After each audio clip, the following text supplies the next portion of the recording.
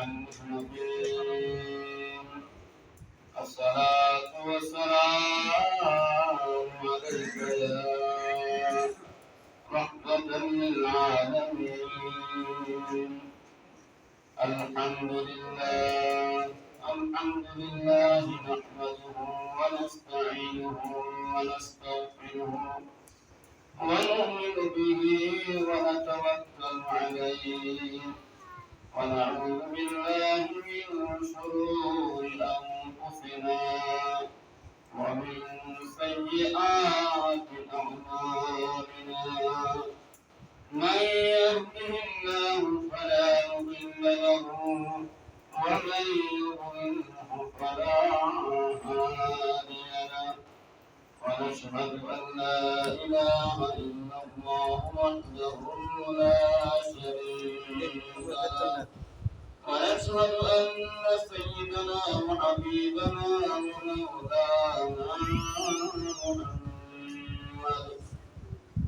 ومولانا محمدا عبده ورسوله أرسله بالحق بشيرا ونذيرا وداعيا إلى الله بإذنه وسراجا منيرا. أما بعد فأعوذ بالله من الشيطان الرجيم. بسم الله الرحمن الرحيم. قل إن كنتم تحبون الله فاتبعوني يحببكم الله ويغفر لكم ذنوبكم والله غفور رحيم. وقال الله تعالى: لا يؤمن أحدكم حتى أكون أحب إليه من والده وولده والناس أجمعين. وقال الله تعالى في شان حبيبه ومحبوبه ومعشوقه مخبرا وحافظا: إن الله وملائكته يصلون على النبي يا أيها الذين آمنوا صلوا عليه وسلموا تسليما. اللهم صل على سيدنا مولانا محمد وعلى آل سيدنا مولانا محمد.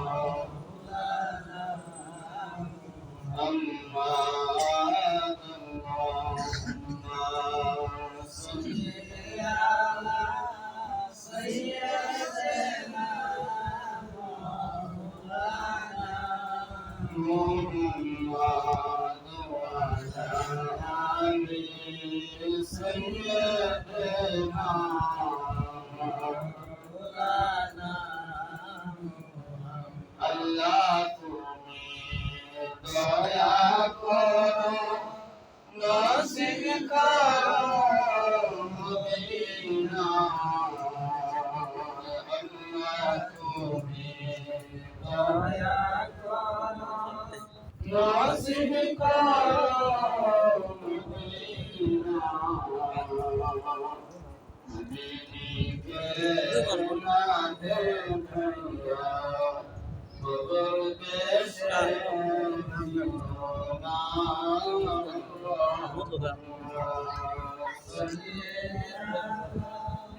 सैयदना मौलाना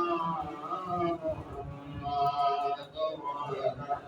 आली सैयदना मौलाना। ला इलाहा इल्लल्लाह ला इलाहा इल्लल्लाह ला इलाहा इल्लल्लाह ला इलाहा इल्लल्लाह। حسبي ربي جل الله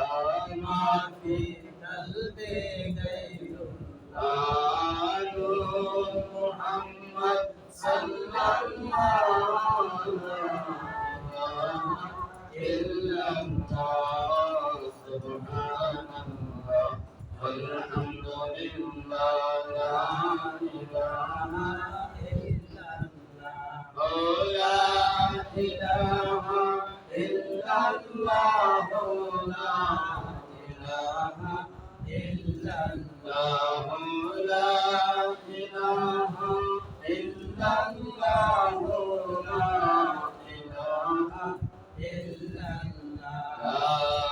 ilaha illallah, Muhammadur Rasulullah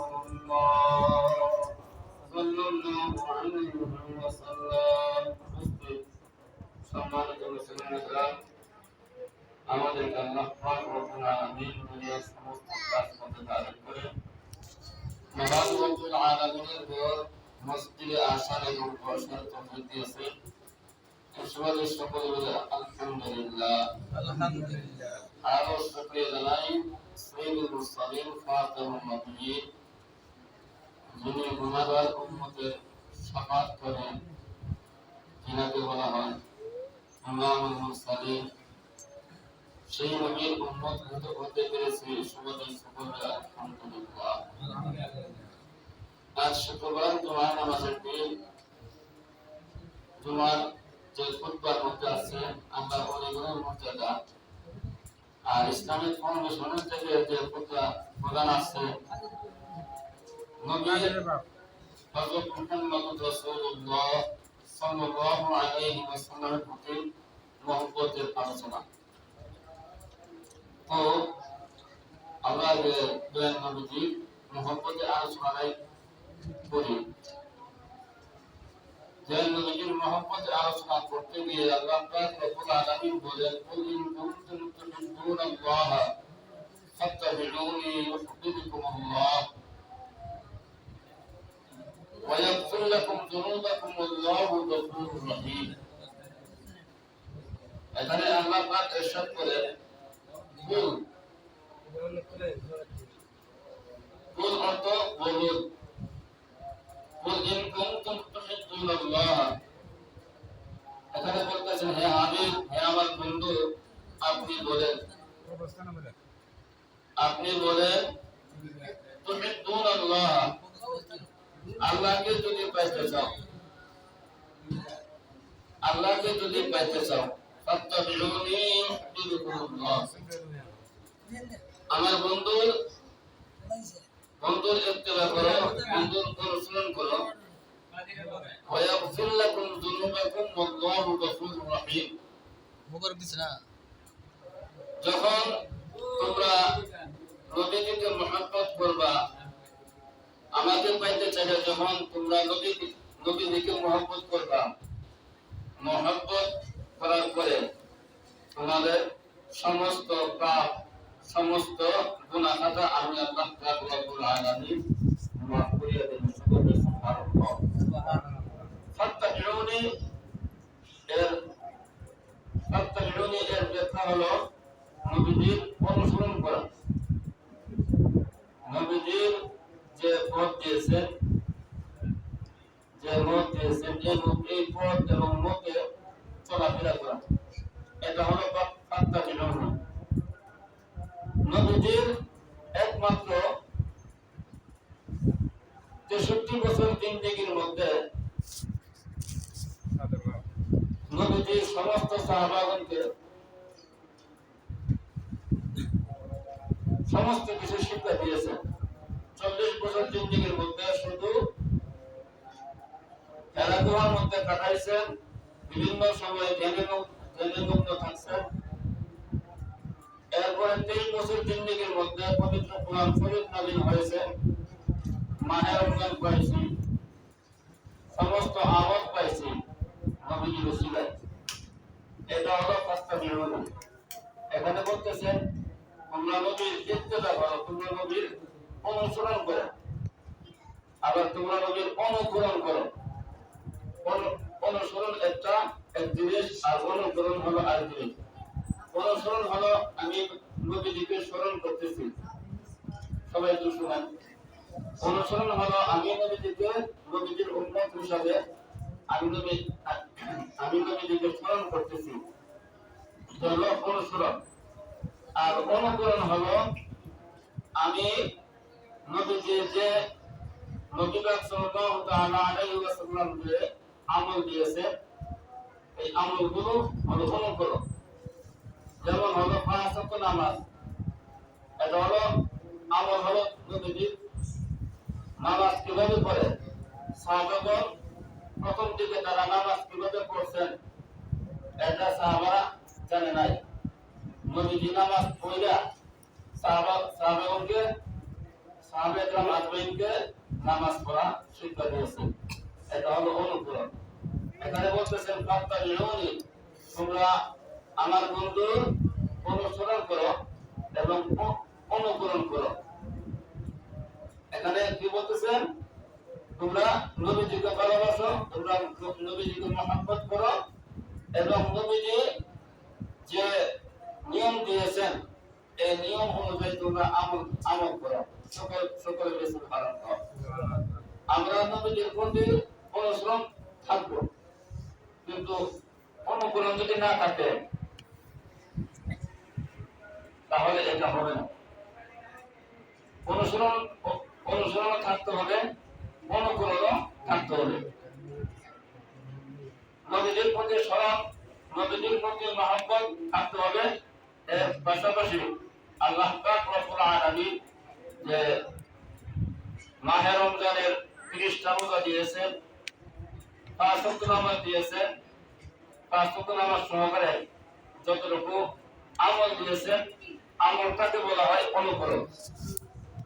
উম্মত মুহাম্মদ হিসেবে আমাদের আশিক রাসূল উম্মত মুহাম্মদ হিসেবে আমাদের অনুসরণ থাকতে হবে, অনুকরণ থাকতে হবে। আমাদের অনুসরণ আছে, আমাদের অনুসরণ আছে, নবীর প্রতি সম্মান আজমতে আলোচনা করি, কিন্তু অনুকরণ নাই। আমাদের অনুকরণ হলো 5 ওয়াক্ত নামাজ। মসজিদে যথাসময়ে আযান হয়, আমরা নামাজের মধ্যে আসি না। আল্লাহ পাক রব্বুল আলামিন এই কথা সবসময় বলি, আল্লাহ পাক রব্বুল আলামিন আমাদেরকে নামাজ 5 ওয়াক্ত নামাজ পড়ার তৌফিক দান করুন। আল্লাহুম্মা আমিন। তো নবীজির প্রতি মহব্বতের আলোচনা করতে গিয়ে একটি ঘটনা মনে পড়ছে। ঘটনাটা কি? নবী পাক সাল্লাল্লাহু তাআলা আলাইহি ওয়াসাল্লাম একদিন হযরত আম্মাজান আয়েশা সিদ্দিকা রাদিয়াল্লাহু তাআলা আনহু উনি চিন্তা করলেন যে আজকে আমি দেখব নবীজির পায়খানা মুবারক বা প্রস্রাব মুবারক করে। নবীজির পায়খানা মুবারক প্রস্রাব মুবারক আছে না, করছে না, করছে। তো আমি জিনিসটা দেখব নবীজি পায়খানা মুবারক করে পানি খরচ করে কিনা।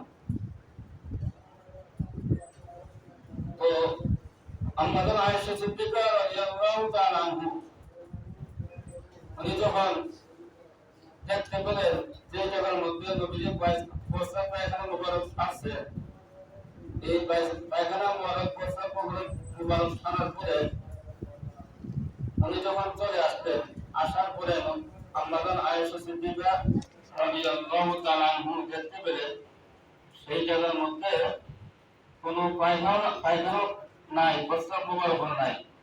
সেই জায়গা থেকে মেশকাম্বরের গন্ধ আসতেছে। সুবহানাল্লাহ। এটা হলো নবীজির প্রতি মহব্বত। এর মধ্যে শিক্ষাটা কি হলো? নবীজি যে পায়খানা মুবারক প্রস্রাব মুবারক করেছেন, এর থেকে ধারণা করা হচ্ছে সেই জায়গায় নবীজির পায়খানা মুবারক প্রস্রাব মুবারকের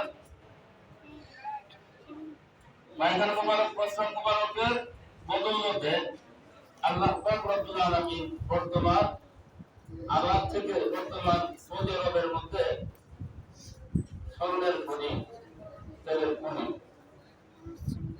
এর পরিবর্তন হলো এটা হলো নবীজির মহব্বতের আলোচনা। আমরা একজন উম্মে আইমান একজন দাসী ছিলেন। উম্মে আইমান একজন দাসী ছিলেন। একদিন নবীজি প্রস্রাব মোবারক সারার পরে একটা বর্তনের মধ্যে রাখছে, একটা বাটির মধ্যে রাখছে। রাখার পরে হযরত উম্মে আইমান দাসীকে বলতেছে, হে উম্মে আইমান, তুমি একটা কাজ করো। কাজটা কি? কাজটা হলো যে আমি আমার ঘরের মধ্যে আমার মানে পায়খানা মোবারক প্রস্রাব মোবারক ছাড়ছি, তুমি এই জিনিসটা নিয়ে বাইরে নিয়ে পালাইয়া দাও। হযরত উম্মে আইমান ঘরের মধ্যে যখন গেছে, যাওয়ার পরে দেখতে পেলেন সেই পায়খানা মোবারক যে ছাড়লেন সেখান থেকে দেখতে পেলেন বেশ কম করে গন্ধ আসতেছে। উনি এদিক সেদিক চিন্তা না করে পায়খানা মোবারক প্রস্রাব মোবারক সহকারে উম্মে আইমান দাসী উনি খেয়ে ফেললেন। সকলে সুবহানাল্লাহ। তো খেয়ে ফেলার পরে নবীজি উম্মে আইমানকে জিজ্ঞাসা করতেছে, হে উম্মে আইমান, আমি যে তোমাকে যে কাজ করতে বলেছিলাম তুমি এই কাজটা করছো কিনা? তো জি, এই কাজটা আমি করছি। তুমি কোন জায়গার মধ্যে ফলাইছো? তুমি কোন জায়গার মধ্যে ফলাইছো এই জিনিসটা বলো। উম্মে আইমান বলতেছেন, যে জায়গার মধ্যে ফলাইলে মানুষ দেখে না, যে জায়গার মধ্যে ফলাইলে মানুষ দেখে না, সেই জায়গার মধ্যে আমি রাখছি। নবীজি আবার বললেন, তুমি কোন জায়গার মধ্যে রাখছো? হুজুর, আমি গিয়া দেখি সেই জায়গা থেকে বেশ কম করে গন্ধ আসতেছে। আমি এদিক সেদিক কোনো চিন্তা না করে আমি এই জিনিসটা আমি খেয়ে ফেলেছি। সকলে সুবহানাল্লাহ। তো সমস্ত সাহাবাদেরকে উদ্দেশ্য করে নবীজি বলতেছেন, হে আমার সাহাবারা, তোমরা জিনিসটা দেখো, যদি দুনিয়া থাকতে যদি বেহেশতের মানুষ দেখতে চাও, দুনিয়ার মধ্যে থাকতে যদি বেহেশতি মানুষ দেখতে চাও, তোমরা উম্মে আইমানকে দেখো। তাহলে তোমরা বেহেশতি লোক দেখে তোমরা বেহেশতি লোকের প্রতি সাপ পেবা। এটা এই কথা করার কারণ কি? কারণ হলো নবীজির প্রতি মহব্বতের বহিঃপ্রকাশ। এখানে উম্মে আইমান দাসী বলতেছেন যে আমি আমার নবীজির প্রস্রাব মোবারক খেয়ে ফেলছি। আর নবীজি বলতেছেন, তোমরা যারা বেহেশতি মানুষ দেখতে চাও, যারা বেহেশতি নমুনা দেখতে চাও, তোমরা উম্মে আইমানকে দেখো। কেন? নবীজির পায়খানা মোবারক খেয়ে খাওয়ার পরে এই লোকটি বেহেশতি হয়ে গেছে। আর আমরা যদি নবীজির প্রতি মহব্বত করি, নবীজির প্রতি সবসময় মহব্বতের আলোচনা করি, মহব্বতের দাবি করি, আমরা কি বেহেশতি হতে পারবো না? আমরা কি বেহেশতি হতে পারবো না? হ্যাঁ, আমরা বেহেশতি হতে পারবো। আর বেহেশতি হতে গেলে as-salatu imaduddin, বেহেশতি হতে গেলে as-salatu imaduddin, নামাজ হলো ধর্মের খুঁটি। নামাজ হলো ধর্মের খুঁটি। একটা ঘরের মধ্যে যদি খুঁটি না থাকে, পালা যদি না থাকে, ঘরটা মজবুত থাকে না, ঘরটা একটা সময় পড়ে যায়। আমরা যদি নবীজির প্রতি মহব্বত করি, নবীজিকে সবসময় ভালোবাসি, নবীজির প্রতি ভালোবেসে মহব্বতের আলোচনা করে মিলাদ আদায় করি, কিন্তু আমরা মসজিদের মধ্যে এসে নামাজ আদায় করি না, এটা তো হবে না। দুটো জিনিস থাকতে হবে। ইমানে মুফাসসিরের মধ্যে 7টা বিষয় আছে। 7টা বিষয়ের মধ্যে যদি একটা বিষয় না থাকে, ইমানে মুফাসসিরের মধ্যে 7টা বিষয় আছে, 7টা বিষয়ের মধ্যে যদি একটা বিষয় না থাকে, এই লোকটি ইমানদার না। এই লোকটি ইমানদার না। তো ইমানের মুফাসসিরের মধ্যে 7টা বিষয়ের মধ্যে যখন একটা জিনিস না থাকে, আমরা যদি ইমানদার মুসলমান দাবি করি, আমাদের মধ্যে সমস্ত বিষয় থাকতে হবে। নামাজ, রোজা, হজ, যাকাত সহকারে যাদেরকে আল্লাহ পাক রব্বুল আলামিন হজ যাকাত ফরজ করেছেন তাদের সহকারে, আর যাদেরকে হজ যাকাত ফরজ করেন নাই, নামাজ, রোজা, ঈমান, এই তিনটা জিনিস অবশ্যই থাকতে হবে। ঈমানের পাশাপাশি আমলও বেশি বেশি থাকতে হবে। আল্লাহ পাক রব্বুল আলামিন আলোচনার দ্বারা আমরা ছোট একটা জিনিস বুঝতে চেষ্টা করি। আমাদের নবীজিকে সর্বগুণে ভালোবাসতে হবে, ভালোবাসি। পবিত্র কোরআনে যা কিছু বলা হয়েছে আমার নবীর শান মানে আলোচনা করা হয়েছে। আমরা যারা আয়েশা সিদ্দিকা কে সাহাবারা বলে, ইয়া রাসূল, আমি নবীজির চরিত্র জানতে চাই, নবীজির কিরকম চরিত্র ছিলেন জিনিসটা জানতে চাই। আমরা যারা আয়েশা সিদ্দিকা বললেন, আপনারা কোরআন, তোমরা কি কোরআন শরীফ তেলাওয়াত করো না? নবীজির পুরাটা কোরআন শরীফই নবীজির চরিত্র। সকলে সুবহানাল্লাহ। আমরা একটা কাজ করি, আমাদেরকে আল্লাহ পাক রব্বুল আলামিন শক্তি দিয়েছেন, সামর্থ্য দিয়েছেন নামাজ আদায় করার জন্য। আমাদেরকে আল্লাহ পাক রব্বুল আলামিন আমরা যেন 5 ওয়াক্ত নামাজ আদায় করতে পারি, আমাদেরকে আল্লাহ পাক রব্বুল আলামিন তৌফিক দান করুন। ওয়া আখিরু দাওয়ানা আলহামদুলিল্লাহি রাব্বিল আলামিন। যারা আপনারা নামাজ আদায় করতে পারেন না, নামাজ আদায় করুন।